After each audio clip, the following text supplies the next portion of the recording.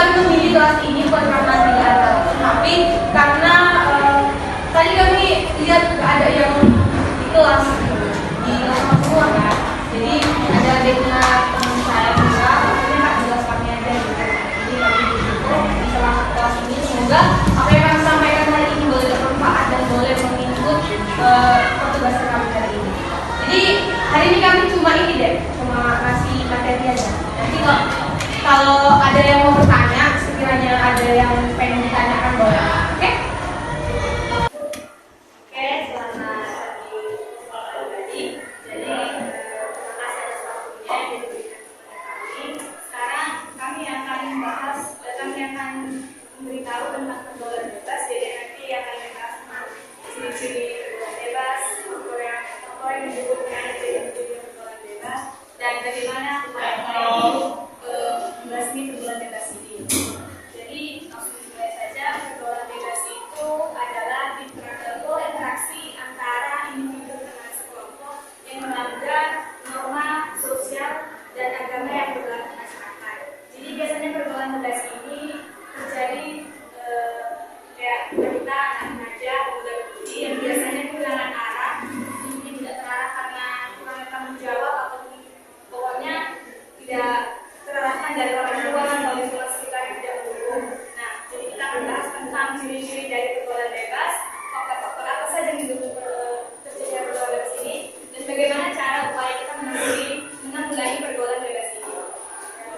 Saya akan melanjutkan ciri-ciri dari pergaulan bebas akan dijelaskan Pak saya selanjutnya. Oke, setelah mengetahui pengertian dari pergaulan bebas, terdapat ciri-ciri pergaulan bebas yang pertama melanggar norma sosial. Jadi pergaulan bebas ini adalah perilaku yang melanggar norma sosial, di mana perilaku ini dilakukan bertentangan dengan nilai aturan yang berlaku di masyarakat seperti dari kebiasaan, dan istiadat dan lain-lain. Yang kedua, itu tanpa kontrol dari diri sendiri. Dari individunya itu tidak mampu mengendalikan diri dan mudah terpengaruh dari ajakan atau arahan negatif dari bapak sendiri.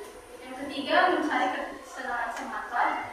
Jadi pergaulan bebas ini terjadi karena kesenangan semata didorong oleh keinginan untuk senang-senang tanpa memikirkan dampak dari perbuatannya tersebut. Dan yang keempat itu egois dan individualis. Jadi pribadinya itu hanya memikirkan kepentingannya sendiri tanpa memikirkan kepentingan orang lain, dan yang terakhir itu kurangnya tanggung jawab. Jadi individu itu tidak mau bertanggung jawab atas perbuatannya dan mudah menyalahkan. Ini nggak semua, kebanyakan itu faktor pendorongnya adalah broken home. Kemudian yang terakhir itu mengisi. Selanjutnya akan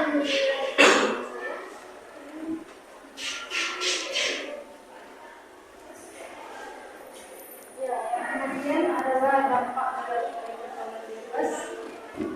Yang pertama itu risiko HIV atau AIDS. Jadi dampak dari negatif pergaulan bebas ini timbulnya risiko HIV atau AIDS, penyakit seksual atau kehamilan yang tidak diinginkan. Yang kedua, kecanduan narkoba atau alkohol dan gangguan kesehatan mental dan fisik lainnya. Yang ketiga itu bisa menyebabkan depresi, kecemasan, stres, dan gangguan mental lainnya. Dan yang keempat itu seperti misalnya kita tidak melakukan pergaulan bebas, jadi otomatis kita dikucilkan dari masyarakat kita, dan kalau kita dikucilkan itu jadi kita kayak merasa nggak pede. Terus yang kelima, meningkatnya tingkat kriminal. Jadi orang-orang yang pergaulan bebas itu mungkin berkaitan dengan hal-hal yang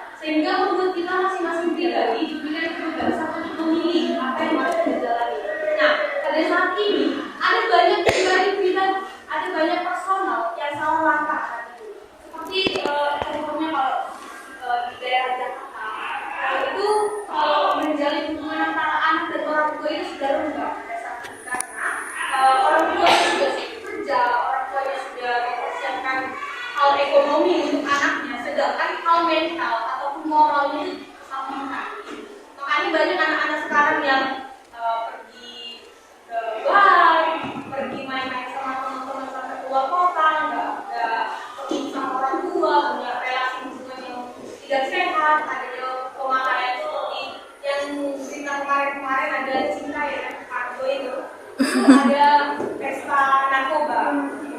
Itu merupakan salah satu contoh pergaulan bebas ini. Ada juga yang sampai hamil di luar nikah, ada yang apa sih namanya, kumpul-kumpul ya. Ya, itu merupakan salah satu atau beberapa implementasi dari adanya pergaulan bebas ini.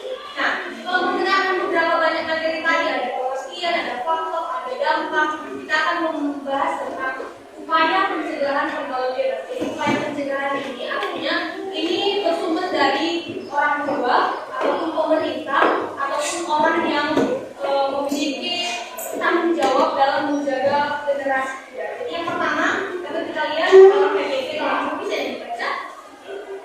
Yang pertama adalah memperkuat peran keluarga dalam memberikan pendidikan dan pengawasan kepada anak. Jadi kita tidak tahu bagaimana 5 tahun ke depan kemajuan ekonomi atau kemajuan teknologi saat ini. Jadi pada saat ini kita harus dibekali dengan moralitas sebagai orang tua. Jadi nanti kita sebagai orang tua harus memberikan perhatian, memberikan pengawasan yang khusus pada anak supaya pergaulan bebas ini tidak tercegah atau pergaulan bebas ini tidak terjadi pada kita. Yang kedua, ada meningkatkan kualitas pendidikan di sekolah, termasuk pendidikan teratas dari sekolah. Ini memang bukan kita pelakunya, tapi para pendidik, para organisasi pendidikan. Ini juga berbanyak kegiatan positif. Nah, ini adalah upaya pencegahan yang berasal dari diri kita sendiri. Jadi teman-teman, untuk mencegah adanya pergaulan bebas ini, kita sebaiknya memilih kegiatan-kegiatan yang khusus. Seperti apa itu? Seperti saudari-saudari muslimah, ada pengajian, ada apa lagi? Ada perkumpulan-perkumpulan ibadah, kalau Nasrani ada ibadah tengah malam, ada ibadah mandi, nah itu, atau ada sosialisasi, pokoknya hal yang positif yang kalau bisa menghindari adanya perkumpulan-perkumpulan yang tidak selamat. Selanjutnya meningkatkan peran tokoh agama, ini terkait dengan ustadz, terkait dengan masyarakat yang memiliki kedudukan tertinggi di masyarakat. Kemudian ada melakukan sosialisasi dan edukasi seperti yang kami lakukan. Meskipun sebenarnya kami tidak tahu ini bermanfaat atau tidak, tetapi di sini kami memfasilitasi teman-teman semua untuk kita tidak terjerumus ke pergaulan bebas. Dan yang terakhir adalah menerapkan aturan dan hukum yang tegas terhadap pelaku pergaulan bebas. Saya rasa bisa jadi saya sampaikan tentang upaya pencegahan pergaulan bebas.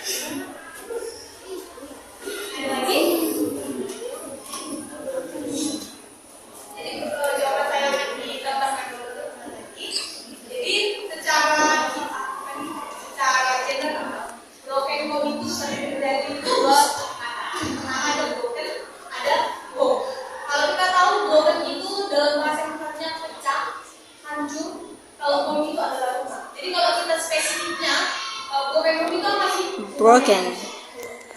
Secara general kita dapat melihat bahwa pada saat ini ada banyak istilah-istilah yang dipakai untuk menggambarkan progresivitas.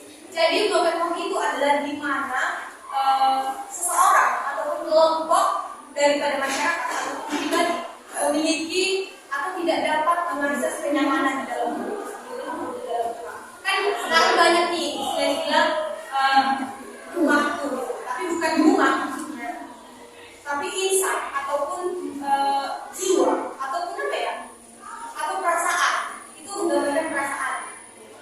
bukan cuma objeknya.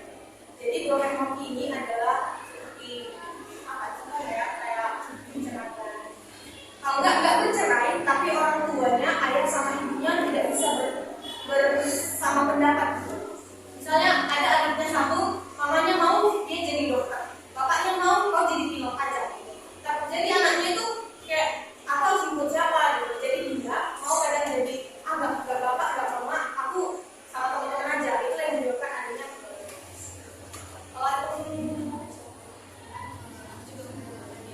Jadi kalau orang ini juga kadang ini saya ada kata ini rumahku, ini rumahku, tapi jadi salah persepsi bagi sebagian orang. Jadi kayak contohnya saya aku dari pacaran kan, terus contohnya si cewek itu broken home tadi, banyak percakapan cerai atau bapaknya di sini kan, terus akhirnya yang jadi rumah dia ini pacarnya dia sendiri, jadi kayak pacarnya ini tetap terbuka sebelum rumah sama dia, cuma jadi kayak disalahgunakan si pacarnya ini akhirnya ya gimana kan dan tahu lah itu kan jadi apa pacaran tapi akhirnya jadi seks bebas kayak gitu. Nah itu juga dari program yang dijelaskan tadi. Nah gara-gara program itu kan menyebabkan terjadinya pergaulan bebas perjinan seperti yang sudah tahu tadi. Ya kita cuma mana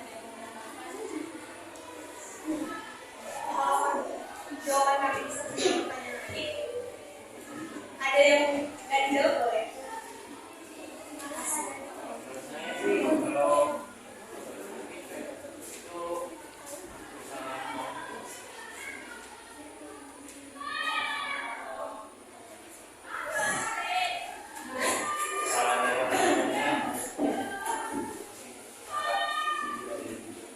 Oh iya, jadi broken home itu adalah ada juga dari sisi orang tuanya, ada juga sisi dari anak.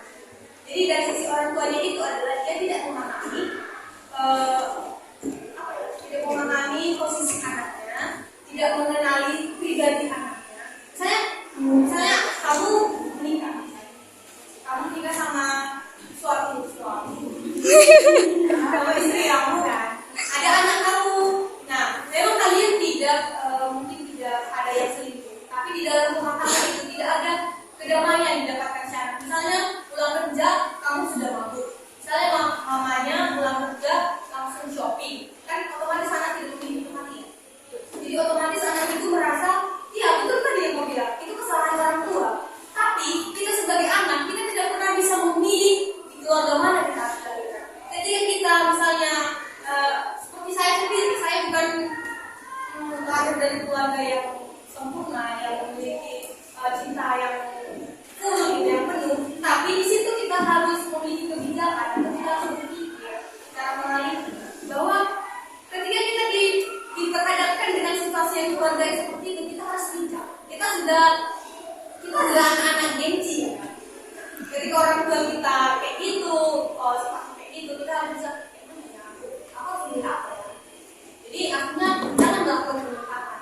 Jadi kita juga jadi orang tua nanti, jangan seperti itu. Meskipun misalnya kita jadi wanita karir gitu kan, sekarang kan mimpi jadi wanita karir, bahkan jadi child free ya kan, atau abang ini mau jadi pilot, jadi di rumah nggak ada waktu gitu. Tapi apa ya, perhatian dari orang tua itu memang sangat diperlukan, karena yang